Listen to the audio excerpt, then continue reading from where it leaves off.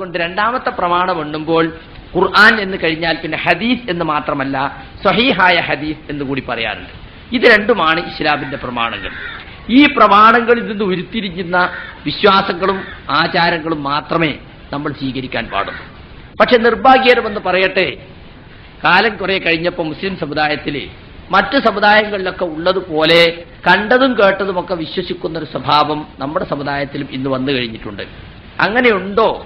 അങ്ങനെ ഉണ്ടാവാൻ വഴിയുണ്ടോ? ഖുർആനിൽ അങ്ങനെ ഉണ്ടോ? റസൂലിൽ അങ്ങനെ പഠിപ്പിച്ചിട്ടുണ്ടോ? നമ്മുടെ നല്ലവരായ മുൻഗാമികൾ സലഫുസാലികൾ അങ്ങനെ വിശ്വസിച്ചിട്ടുണ്ടോ? ഇതൊന്നും ചിന്തിക്കുവാനുള്ള ഒരു മനസ്ഥിതി തന്നെ ആളുകൾക്കില്ല. അങ്ങനെ ചിന്തിക്കുന്നത് തന്നെ പാപമായി പോകുമോ, തെറ്റായി പോകുമോ എന്ന് വരെ ആളുകൾ ചിന്തിക്കുന്നു. അല്ലെങ്കിൽ തിരക്ക് പിടിച്ച ജീവിതത്തിൽ നമുക്ക് അതിനൊന്നും നേരല്ല, എന്താ അങ്ങനെ ചെയ്യണേ, എല്ലാവരും അങ്ങനെ ചെയ്യണം, അപ്പൊ ഞാനും അങ്ങനെ ചെയ്തു എന്ന് പറയുന്നിടത്തോളം മതപരമായ കാര്യങ്ങളിൽ ജനങ്ങൾ അധപ്പതിച്ചിരിക്കുകയാണ്.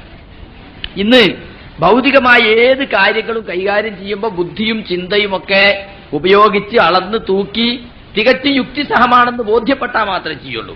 പക്ഷെ മതത്തിന്റെ കാര്യം വരുമ്പോൾ ബുദ്ധിയും ചിന്തയൊക്കെ ഒരു ഭാഗത്ത് മാറ്റി വെച്ചിട്ട് കണ്ടതും കേട്ടതും ഒക്കെ വിശ്വസിക്കുകയും അനുഷ്ഠിക്കുകയും ചെയ്യുന്ന ഒരു പതനമാണ് ഇന്ന് മുസ്ലിം സമുദായത്തിൽ കാണുന്നത്. ഖുർആനും ഹദീസും മുന്നോട്ട് വെക്കുന്ന ആദർശം യഥാർത്ഥത്തിൽ മനുഷ്യന്റെ ചിന്തക്കും ബുദ്ധിക്കും പ്രാധാന്യം നൽകുന്ന ആദർശമാണ്. ചിന്തോദ്ദീപകമായ ആദർശം എന്ന് വേണമെങ്കിൽ നമുക്കതിനെക്കുറിച്ച് പറയാം. നമ്മുടെ ചിന്തയെ ഉദ്ദീപിപ്പിക്കാൻ പര്യാപ്തമാണ്. അഫലാ തഅഖിലൂൻ, നിങ്ങൾ ചിന്തിക്കുന്നില്ലേ?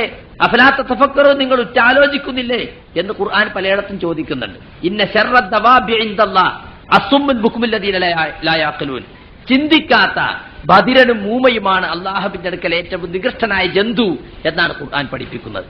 ഇത്രയേറെ ബുദ്ധിക്കും ചിന്തക്കും പ്രാധാന്യം നൽകിയ ഒരു മതത്തിന്റെ അനുയായികൾ ബുദ്ധിയും ചിന്തയും തീരെ ഉപയോഗിക്കാതെ മുരട്ടുശീലക്കാരും അതുപോലെ തന്നെ ചിന്താശേഷിയില്ലാത്തവരുമായി അധപ്പതിച്ചതാണ് ഈ 1400 കൊല്ലത്തെ മുസ്ലിം സമുദായത്തിന്റെ ചരിത്രം പരിശോധിച്ചാൽ നമുക്ക് മനസ്സിലാകുന്നത്. എന്താണ് അന്ധവിശ്വാസം എന്ന് പറഞ്ഞാൽ? അന്ധം എന്ന് പറഞ്ഞാൽ നമുക്കറിയാം അല്ലേ? ചിന്തയോ ബുദ്ധിയോ ഒന്നുമില്ലാതെ കണ്ണടച്ചൊരു കാര്യത്തെ പിൻപറ്റുകയോ ഒരു കാര്യം വിശ്വസിക്കുകയോ ചെയ്തതാണ് അന്ധമായ നിലപാട് എന്ന് നമ്മൾ അതിനെക്കുറിച്ച് പറയാറുള്ളത്. അപ്പൊ ഒരു കാര്യം വിശ്വസിക്കുമ്പോ അത് ഖുർആനിലുണ്ടോ, ഹദീസിലുണ്ടോ, ബുദ്ധിക്കത് യോജിക്കുമോ എന്നൊന്നും ചിന്തിക്കാൻ സമയം കണ്ടെത്താതെ കേട്ടതിന്റെ അടിസ്ഥാനത്തിൽ, ആരെങ്കിലും പറഞ്ഞത് കേട്ടതിന്റെ അടിസ്ഥാനത്തിലോ എവിടെയെങ്കിലുമൊക്കെ എന്തെങ്കിലുമൊക്കെ എഴുതി വെച്ചത് കണ്ടതിന്റെ അടിസ്ഥാനത്തിലോ ഒക്കെ അങ്ങനെ ചെയ്യാം. ഇതിനാണ് യഥാർത്ഥത്തിൽ അന്ധവിശ്വാസം എന്ന് പറയുന്നത്. അനാചാരം എന്ന് പറയുമ്പോഴും അങ്ങനെ തന്നെയാണ്.